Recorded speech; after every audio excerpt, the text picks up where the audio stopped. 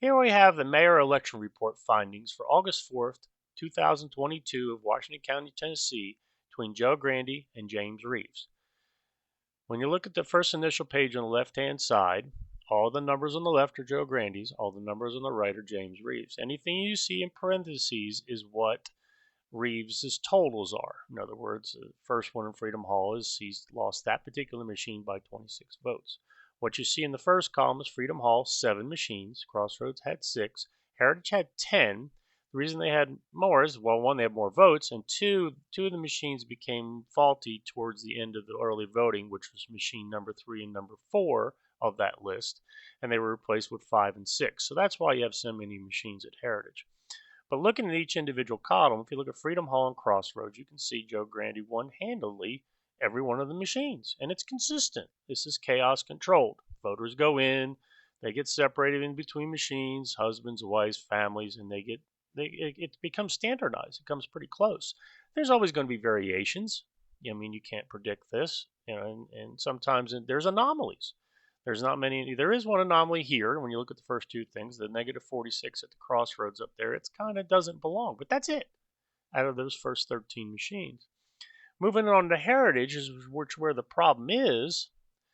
You see the first 5 machines all voting for Joe Grandy, and the last 5 machines all voting for James Reeves. This is not normal. It's probably impossible in a voting pattern, unless somebody was directing Reeves voters over to these machines and Grandy's voters over to these machines. So this is where the problem generates from. Okay, when you move on to the second page here, where you have the actual voters, we just working on Heritage, and you have the actual machine totals in your first column. I just took it from that first page, moved it over. So it's all the 5 5 negatives and 5 positive. The middle column is the totals based on percentage of the precinct vote. We'll go over that later you'll see that later in the following pages. And when you do it, each machine has on their receipt tells you how many voters voted from individual precinct, whether it was Fall Branch, Lamar, Indian Trail, Carver, Asbury, Sulphur Springs. So we know this. And of course at Heritage it's going to be, it's going to have a certain number of the Jonesboro people, the county people in that part of the county. That's just where you're going to early vote. It just makes the most sense.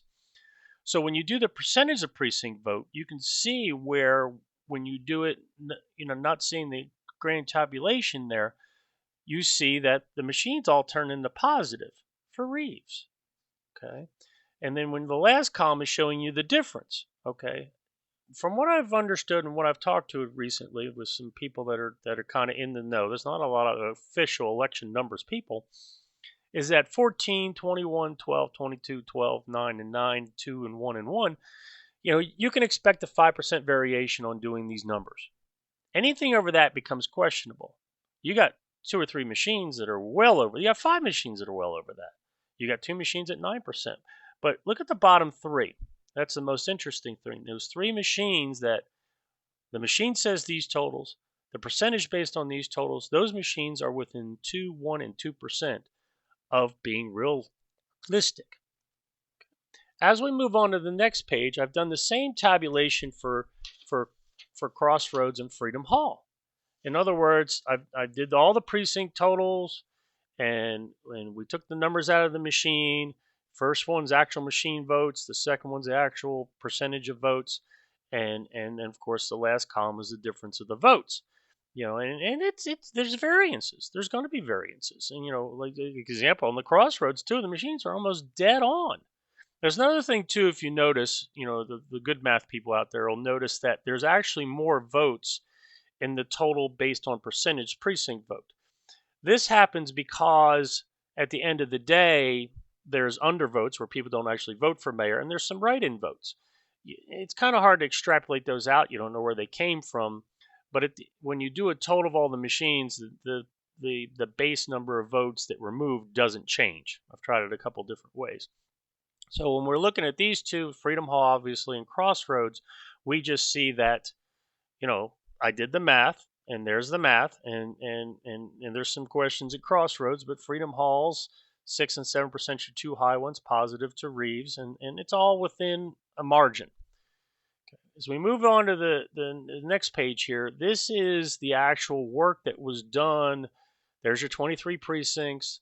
There's how many voters in each individual machine. You can see the first machine's 8864. There's 291 total votes. There's each voter for each precinct lined up to the precinct. That second thing is the percentage. That's August 4th, day of the vote. How many people in that precinct voted for James Reeves? So, of course, Grandview 66%, Westview 72%, all the way down to Sulphur Springs. And you can see where a lot of the votes at Heritage come from places that are close to Heritage, Jonesboro. And that's just normal. That's early vote. That's where those people are going to generate to. You're not getting a lot of the city going to Jonesboro. You get some, but you don't get a lot. Most of your votes are generally, because there's two other voting places. Well, ETSU was open for a week also. And these are the two good machines. You get down to the percentage totals. Two of the three good machines that, well, I say the machines that either want Rebel, want Rogue, whatever you want to call them. At the end of the day, you can see at the bottom the totals are realistically, they're real close to each other compared to the bad machines. I mean, you got... So you have on the left side the good machine that voted 129 to 160. Well, voted 125, 162. The calculated total was 129, 163. Pretty close. And then, of course, the one on the right hand side there is 163, 193 calculated total and 164, 188. Next page, we move on to the two of the machines that didn't necessarily vote for Reeves properly. I mean, it's just the truth. And you look at the calculated totals at the end there, 167, 196, and 184, 163. The machine says Joe Grandy won that machine, 184, 163. The calculated totals, by using the true percentages of day of the vote of the precincts and extrapolate out the numbers for each individual machine, that's how we get the numbers. There's no making up percentages. There's no making up numbers. This is right off the receipts that came off the machines, all 108 of them, during.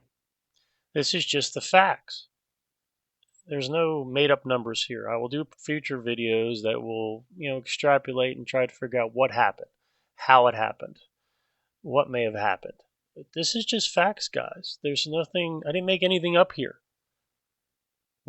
This shook me to the bone when I saw this. There's no proof in America that the machines have been distorted anyway. There's all kinds of speculation that it could happen.